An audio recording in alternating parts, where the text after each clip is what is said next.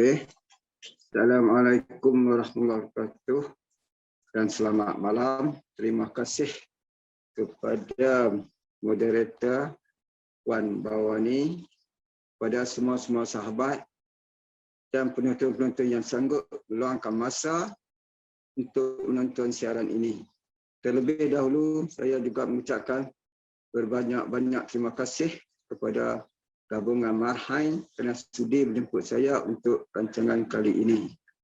Bila kita sebut memperkasakan jaminan makanan atau food security, sebenarnya bagi orang Islam, ibadat puasa adalah satu cara memperkasakan jaminan makanan sentiasa ada di pasaran. Sentiasa bersedia jika berlaku kelaparan atau bekalan tidak mencukupi. Kelebihan berpuasa, kita dapat beribadat dengan keredaan Allah dalam pemeliharaan alam semesta. Kemudian kita juga apabila kita berpuasa, kita merasa lapar dan simpati. Jadi apa yang kita rasakan kelaparan ini, kita akan merasa simpati kepada orang-orang miskin. Jaminan makanan juga akan terhasil dengan kita kurangkan makan pada tengah hari dan juga petang. Cuma kita makan pagi dan malam sahaja. Dengan kasih sayang dan kelestarian, maka jaminan makanan atau food security untuk penduduk setempat dapat diagihkan dan semua penduduk setempat dapat merasakan makanan yang didapati di kawasan setempat, contohnya macam hasilan laut yang segar, di mana keperluan ini tentunya melibatkan semua orang yang biar boleh kata serata dunia ingin merasakan hasilan laut yang segar. Sebagai nelayan, di samping kami beribadat sebagai fardu kifayah, kami juga tidak terlepas sebagai penyumbang. Ini yang dikatakan penyumbang utama sumber protein yang segar, iaitu sebagian rantaian makanan untuk kelestarian hidup.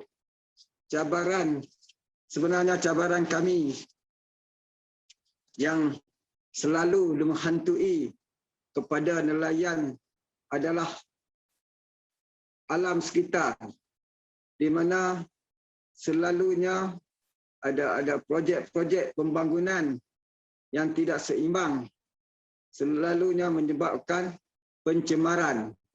Bila pencemaran di samping akan menyebabkan hidupan laut yang liar amat sensitif. Mereka hidupan laut yang liar sensitif dengan sebarang perubahan pencemaran, iaitu kandungan oksigen terlarut atau dipanggil dissolved oksigen. Hidupan laut akan mati atau lari kerana kekurangan kandungan oksigen. Jika kandungan oksigen berkurangan, pencemaran berlaku di sana sini akibat kerakusan pihak pemaju atau dengan kerajaan negeri dengan alasan pembangunan yang jadi menyebabkan tidak seimbang. Jadi alam sekitar jadi rosak, di samping lagi dengan masalah cuaca ribut yang mana nelayan-nelayan tidak dapat pergi ke laut, dan begitu juga bila cuaca ribut atau pencemaran yang datang dari arus yang tidak kita jangkakan, itu menyebabkan kadang-kadang kita punya hasilan laut terjejas teruk. Jadi itulah antara masalah-masalah yang kami hadapi. Jadi masalah alam sekitar adalah penting bagi kami.